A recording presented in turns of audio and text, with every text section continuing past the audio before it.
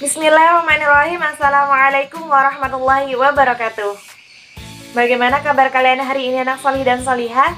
Semoga kalian semakin kuat, semakin cerdas, semakin berbakti kepada orang tua, dan semakin gemar beribadah, dan juga semakin bertakwa kepada Allah Subhanahu wa Ta'ala.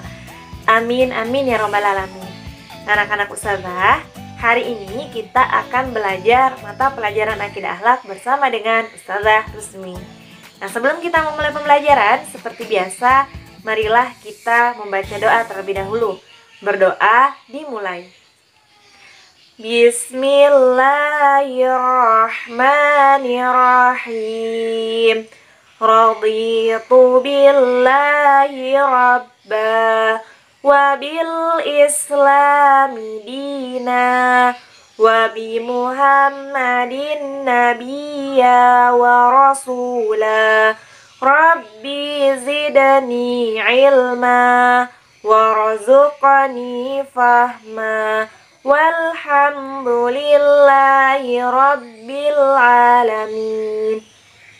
Untuk pelajaran akidah akhlak hari ini kita akan memasuki bab 2 tentang Asmaul Husna bagian pertama. Karena nanti di semester genap ada Asmaul Husna bagian kedua. Nah, anak-anak silahkan buka buku kalian di halaman 14. Anak-anak, sebenarnya jumlah Asmaul Husna itu kalau di buku kalian halaman 5 yang akan dipelajari ada 5 kan? Tapi sebenarnya jumlah Asmaul Husna itu bukan 5, tapi ada 99. Tapi yang akan kita pelajari di bab ini hanya 5 dulu. Ya, yang pertama adalah Al-Wahhab, yang kedua adalah Ar-Razzaq, yang ketiga adalah Al-Fattah, yang keempat adalah Syakur, dan yang terakhir adalah Al-Mughni. Nah, kalian tahu apa arti dari Asmaul Husna itu sendiri? Ya, benar sekali. Asmaul Husna artinya adalah nama-nama Allah yang baik, nama-nama Allah yang indah. Kenapa sih kita harus belajar Asmaul Husna? Nah, pertanyaan yang bagus jika kalian bertanya seperti itu. Karena orang-orang yang kemudian belajar, kemudian menghafalnya dan mengamalkannya dalam kehidupannya sehari-hari dengan pengamalan yang baik, maka Allah janjikan surga untuknya. Nah, kita berdoa ya anak-anak, semoga kita yang saat ini kemudian belajar Asmaul Husna, kita nanti bisa menghafalnya dan kita bisa mengamalkannya dalam kehidupan kita sehari-hari, sehingga kelak Allah berikan surga kepada kita. Amin, amin ya Rabbal Alamin. Nah anak-anak, pertemuan kali ini kita hanya akan membahas 2 dulu ya. Yang pertama adalah Al-Wahhab dan yang kedua adalah Ar-Razzaq. Insya Allah untuk ketiganya akan kita lanjutkan pada pertemuan selanjutnya. Nah, yang pertama tadi adalah Al-Wahhab. Kalian tahu apa arti dari Al-Wahhab? Ya, benar sekali.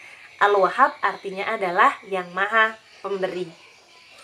Pernah tidak kalian merasa bahwa kalian kesulitan dalam belajar, kesulitan dalam memahami pelajaran, kesulitan dalam menghafal Al-Quran, kesulitan kemudian berbakti kepada orang tua, kesulitan bangun subuh, kalian kemudian memiliki kebiasaan kemudian kecanduan terhadap games, dan kalian pengen berubah. Dan harusnya begitu ya anak-anak, harusnya kalian punya niatan untuk berubah.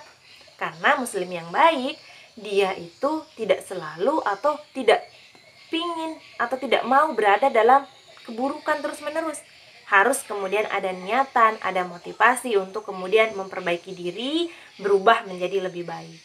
Nah, ketika kemudian ada niatan untuk kemudian berubah menjadi lebih baik, Ustazah, saya pengen berubah Ustazah, saya pengen menjadi anak yang cerdas, saya pengen menjadi penghafal Al-Quran, saya kemudian ingin kemudian menjadi anak yang berbakti dan gemar kemudian beribadah kepada Allah. Bagaimana caranya Ustazah? Maka salah satu caranya adalah dengan berdoa. Kepada siapa kita berdoa? Ya, tentu saja kepada Allah Subhanahu wa Ta'ala. Karena Allah lah yang memiliki sifat Al-Wahhab, yang maha pemberi. Berdoalah kepadanya. Angkat tangan kalian, memohon dan meminta dengan sungguh-sungguh kepadanya. Ustazah beri contoh seperti ini contohnya. Ya Allah, ya Wahhab, sungguh ya Allah, hamba ingin menjadi anak yang cerdas, menjadi anak yang salih, menjadi penghafal Al-Quran, menjadi anak yang berbakti kepada orang tua hamba ya Allah, menjadi anak yang gemar beribadah dan bertakwa kepadamu ya Rabb. Ya Wahhab, yang Maha Pemberi, berikanlah hamba kemudahan untuk memperbaiki diri ya Allah. Amin, amin ya rabbal alamin. Seperti itu ya contohnya anak-anak. Apa kalian juga boleh berdoa menggunakan kata-kata kalian sendiri, bahasa kalian sendiri, itu boleh. Atau kalian juga boleh menggunakan doa yang ada di dalam Al-Quran surah Al-Imran ayat 8 yang berbunyi A'udzubillahi minasyaitonirrajim, Bismillahirrahmanirrahim, Rabbana la tuzigh qulubana ba'da idh hadaitana wa hab lana min ladunka rahmah innaka antal wahhab. Ya Tuhan kami, janganlah Engkau condongkan hati kami kepada kesesatan setelah Engkau berikan petunjuk kepada kami. Karuniakanlah kepada kami rahmat dari sisimu. Sesungguhnya Engkaulah yang Maha Pemberi. Ya, seperti itu ya anak-anak. Mohon dan mintalah kepada Allah Subhanahu wa taala. Tapi kalian perlu ingat, yang kedua, kalian harus berusaha. Ya, karena doa tanpa usaha itu sama saja dengan bohong gitu ya.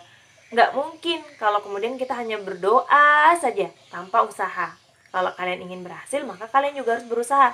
Tapi usaha tanpa doa itu sama saja dengan sombong. Ya, kalau kita ingin dimudahkan, kita ingin gampang atau mudah kemudian untuk memahami pelajaran itu, mudah untuk kemudian menghafal Al-Quran, maka kalian harus berusaha dengan maksimal dan juga berdoa kepada Allah Subhanahu wa taala. Karena Allah juga berfirman dalam Quran surah Ar-Ra'd ayat 13 yang berbunyi A'udzubillahi minasyaitonirrajim, Bismillahirrahmanirrahim. Innallaha la yughayyiru ma biqaumin hatta yughayyiru ma bi anfusihim. Sesungguhnya Allah tidak akan mengubah keadaan suatu kaum sampai kemudian mereka mengubah apa yang ada pada diri mereka. Nah, di sini Allah memberikan penegasan bahwa kalau kita ingin berubah, kita ingin kemudian pintar, kita ingin cerdas, maka kamu juga harus berusaha. Tapi jangan lupa atau jangan pernah tinggalkan doa. Karena dengan doa yang sulit akan menjadi mudah. Ya, tapi tanpa doa yang sulit akan semakin sulit. Ya, jadi seperti itu ya anak-anak. Kemudian yang kedua adalah Ar-Razzaq. Ar-Razzaq artinya adalah yang Maha Pemberi rizki. Pernahkah kalian kemudian melihat atau kemudian menonton di berita ada orang yang kemudian memiliki rumah yang mewah, kemudian mobil yang mewah, harta yang berlimpah, ternyata hartanya didapatkan melalui jalan menipu atau bahkan kemudian korupsi. Nah anak-anak, harta yang kemudian didapatkan dengan cara seperti itu, maka itu dikatakan sebagai harta haram. Dan harta yang haram itu adalah harta yang sangat dibenci oleh Allah Subhanahu wa taala. Dan harta haram tidak akan pernah kemudian membuat orang itu bahagia. Justru harta haram akan membuat orang itu sengsara di dunia dan juga di akhirat jika dia tidak bertobat kepada Allah. Nah anak-anak, maka kalian harus selalu ingat kepada Allah. Ingat bahwa Allah itu adalah zat yang memiliki Asmaul Husna Ar-Razzaq, yang Maha memberi rizki. Jadi mintalah kepada Allah rizki yang halal lagi berkah. Ya, rizki yang didapatkan dengan jalan yang halal. Nah, karena rizki yang seperti itulah yang kemudian membuat kita selamat di dunia dan juga di akhirat. Nah, jadi anak-anak, kalian harus tahu bahwa sebenarnya seseorang itu tidak perlu kemudian mencari rizki dengan cara yang haram. Karena sejatinya setiap manusia, bahkan hewan yang ada di dalam lautan, hewan yang kemudian ada di darat, baik yang besar maupun yang kecil, ya, semut sekalipun, cacing sekalipun, kuman sekalipun, atau bahkan cicak yang hanya bisa merayap, itu Allah sudah janjikan rizkinya, Allah sudah jamin rizkinya. Ya, seperti cicak contohnya. Cicak itu hanya kemudian bisa merayap, tapi Allah kemudian datangkan nyamuk, ya, kemudian dia bisa memakan nyamuk itu. Karena kalian perlu tahu bahwa rizki setiap manusia atau setiap yang Allah ciptakan di muka bumi ini, Allah sudah jamin rizkinya masing-masing. Ya, jadi kita tidak perlu kemudian mencari atau memaksakan untuk mendapatkan harta itu dengan cara yang haram. Ya, na'udzubillah min dzalik. Dan kalian juga harus bersyukur apapun yang kalian dapatkan hari ini, ya, walaupun kemudian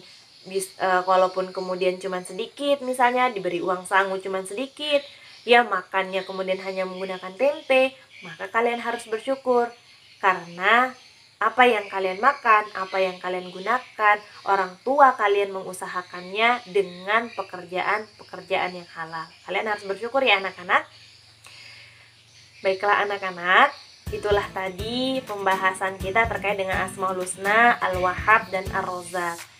Ya Ustazah, akhiri sampai di sini. Marilah kemudian kita tutup ya pembelajaran kita pada hari ini dengan mengucapkan istighfar 3 kali dan doa penutup majelis.